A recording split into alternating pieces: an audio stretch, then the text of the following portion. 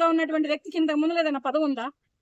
అదే జనసేన నాయకుడు పవన్ కళ్యాణ్ గారు పదవులు ఇవ్వాలి అనుకుంటే ఈ సినిమా ప్రపంచాన్ని అంతా పక్కన పెట్టి చిరంజీవి గారికి ఒక పదవి ఇస్తారు, తర్వాత అల్లు అర్జున్ గారికి ఒక పదవి ఇస్తారు, తర్వాత ఎవరో మన రామ్ చరణ్ గారికి ఒక పదవి ఇస్తారు, తర్వాత వాళ్ళ మేనల్లుళ్ళైనటువంటి వాళ్ళకి 2 పదవులు ఇస్తారు.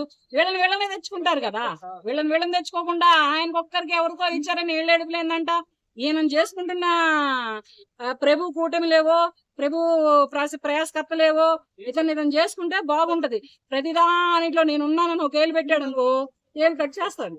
ఏళ్ళు ఎంతవరకు ఉండాలో అంతవరకే ఉండాలి. నోరు ఒకటి ఉంది కదా, మీడియా ఒకటి ఉంది కదా, సభలు ఒకటి ఉన్నాయి కదా అని నోటుకొచ్చినట్టు మాట్లాడి ఏళ్ళు ఎత్తి ఏళ్ళు చూపిస్తే ఒళ్ళు దగ్గర పెట్టుకొని నోరు అదుపులో పెట్టుకొని మాట్లాడితే ఎవరికైనా రేపటి రోజున ఏదైనా మాట్లాడడానికి, న్యాయంగా మాట్లాడడానికి ఒక అవకాశము, ఒక అధికారము ఉంటుంది.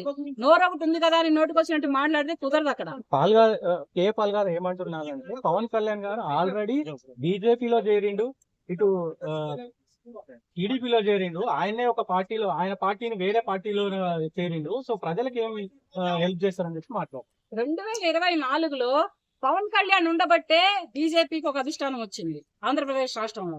2024లో పవన్ కళ్యాణ్ అనే అతను ఉండబట్టే టీడీపీకి న్యాయం జరిగింది.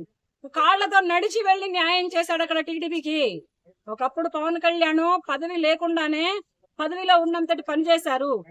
ఈ పవన్ కళ్యాణ్ అనే ఒక వ్యక్తి, ఒక బుల్లెట్, ఒక గన్ను, ఒక సింహం ఉండబట్టే అవతల సైడ్ బీజేపీ ప్రభుత్వం అయినా, యువతల సైడ్ టీడీపీ ప్రభుత్వం అయినా ఈ వేళటి రోజున ఒక రాజ్యాన్ని శాసించగలుగుతున్నాయి, రాష్ట్రాన్ని మెరుగుపరచదలుచుకుంటున్నాయి. అంతేగాని ఈ పవన్ కళ్యాణ్ అనే వ్యక్తే లేకపోతే ఆ బీజేపీ ఏ వర్షంలో కొట్టుకుపోయేదో, ఈ టీడీపీ ఎటు కొట్టుకుపోయేదో తెలియదు. ఈ 3 కలిపి ఒక కూటమిగా ఏర్పడి, వీళ్ళ 3 కలిపి ఒక మాట మీద నిలబడి రాష్ట్రాన్ని ముందుకు తీసుకెళ్తూ అవతల సైడ్ అధిష్టానం నిధుల్లో వేయడమే కానీ, యువతల సైడ్ టీడీపీ ప్రభుత్వం అనేది ఒక మేధస్థానంతోనే కానీ, యువతల సైడ్ జనసేన పార్టీ అనేది ఒక దూడుతనంతోనే కానీ దూసుకెళ్తూ వీళ్ళు ఉన్నారు అంటే, దీని మొత్తానికి ఈసారి మాత్రం ఏది ఏమైనా పవన్ కళ్యాణ్ ఉండబట్టే ఈ 2 కూడా గెలవగలిగాయి.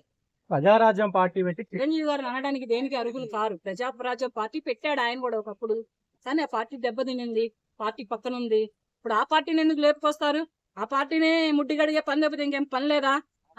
ఓడిపోయిన పార్టీ ఓడిపోయింది, పక్కన ఉన్నాడు, ఆయన ఏదో సినిమాలు చేసుకుంటూ బ్రతుకుతున్నాడు.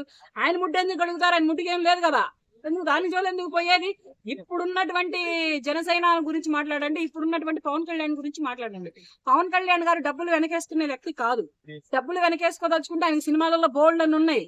ఆయన గత 25 ఏళ్ళు 28 ఏళ్ళు బట్టి హీరోగా నటిస్తున్నారు. ఆ సినిమాలలో వచ్చే సొమ్ము ఆయనకి సరిపోదా? ఆయన బతకదలుచుకుంటే, ప్రజలకు చేయదలుచుకుంటే ప్రజల కోసం వచ్చాడు. ఇతను సంపాదించిన సొమ్మును కూడా ప్రజలకి 5 పైసలు 10 పైసలు పెడుతున్నాడు.